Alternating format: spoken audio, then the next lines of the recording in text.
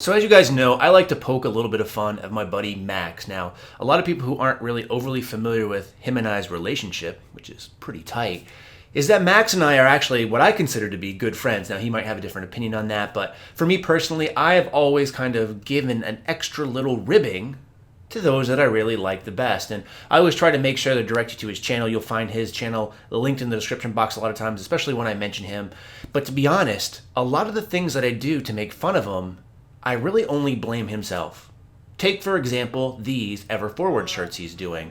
You guys are probably overly familiar with these as he seems to wear them every single video, and he has a lot of different logos around them, and this one particular is of extra interest to me. Now, I'm not sure if it's just because that I always have penis on my mind. You guys hear my commentary, it just comes out of my mouth. But I can't help but see a little bit of something in this retro Ever Forward logo. So if we just move some things around, what do we get? Penis. Yes, you're wearing a penis on your shirt. Good luck with that. Let's get to the video.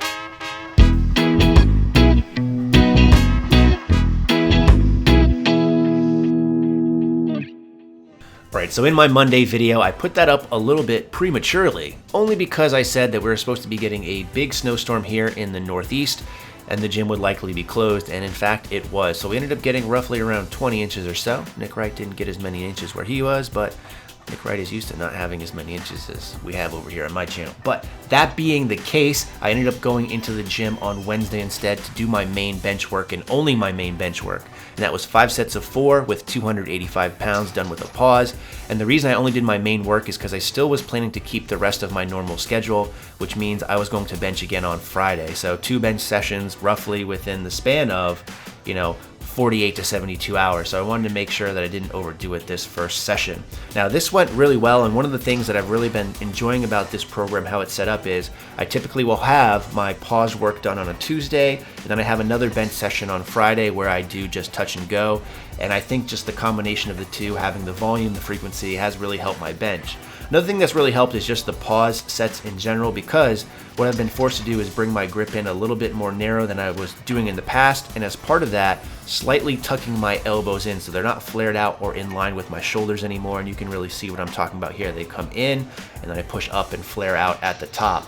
And one of the reasons why I've been having to do this is only because when you pause at your chest, and if you have your elbows flared out, it's very hard to generate power, use your lats and some of your other body parts in the lift. As you can tell here, I'm squeezing my glutes really hard. Think about that, hard glutes. In every single set, you see my butt kind of shoot up here, but my butt is actually still on the bench. So those are some things that have really helped me with my bench. So since that was kind of short and premature, as I already mentioned, the next day we had squats, which really called for working up to a heavy double. Now, I must say I was really fatigued this day. I actually posted a picture on Instagram of my pre-workout for the day, which was an Orange Monster, which, by the way, it was really good. First time having that. A thing of some sour gummy worms and also some Citadel Nutrition Tier 1. A little bit of caffeine and sugar overload, but I needed it only because I spent so much time shoveling on Monday night and Tuesday day, probably about 3 or 4 hours worth in total, that my lower back was really fatigued, because shoveling snow is no joke, and in fact I was seriously considering wearing my Inzer belt for that shoveling.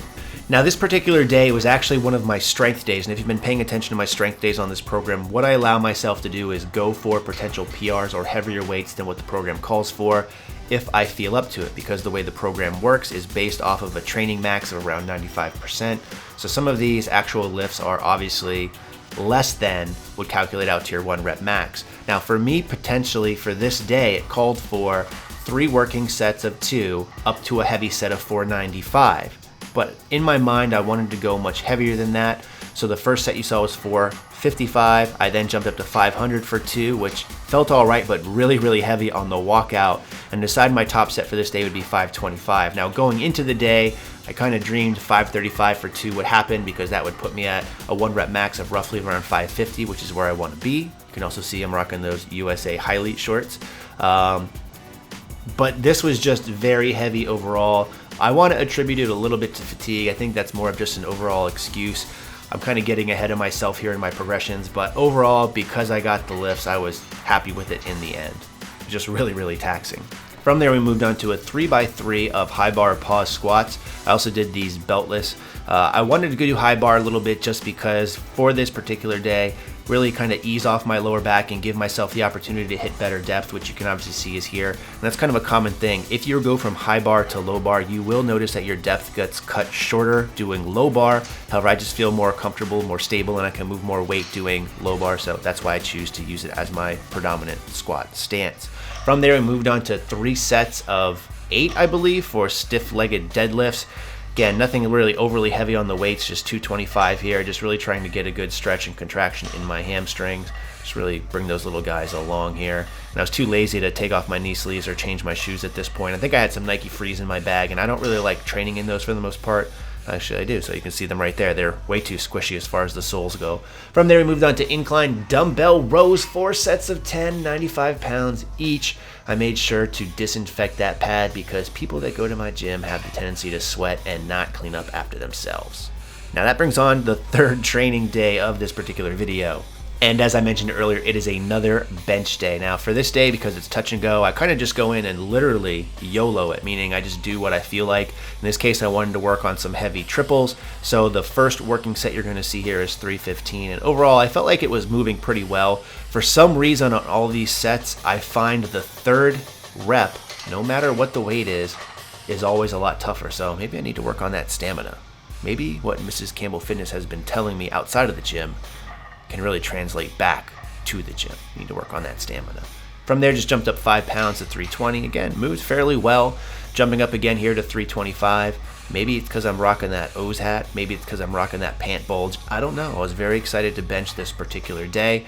But overall, I was really happy with how these things all moved. Speaking of pant bulging, only because, again, I had just done bench on Wednesday, and that 5 sets of 4 for 285 was a lot of volume and actually took a lot out of me. So here you see my last heavy set. So 330 for 3. Thought I might guillotine myself there, but got it up. For assistance work on this particular day, did some close grip bench press. And again, I don't like to really vary my accessory work too much, so I don't go super narrow and I won't go super wide if I'm doing wide grip bench. Did 3 sets of 10 here just with 225. And again, the bar was moving well, so happy with this too. Now technically this day is an overhead press day, and I've made mention several times that I've deprioritized it on the day. So even though this is supposed to be an overhead press day, I usually do it after my main bench work because, again, really focusing on getting my bench better. And it was just 135 for 5 sets of 2 for speed, so nothing really impressive to show you there. I've been really liking to end my pressing days with some sort of just tricep bodybuilding style assistance work, so that's why you're seeing these in almost every pressing video. I will also point out this shirt, this Iron Aesthetic shirt, was sent to me by Big J. I think they make all his clothing as well, so thanks to you, my friend. Again, you can always follow me in Fitocracy to see all of my workouts, all the warm-up sets, whatever you want to see. In the meantime, as always, thanks for watching, and stay big. It was a speed day, so 5 sets of 2 at 410, and things are moving really well. Now, this is actually early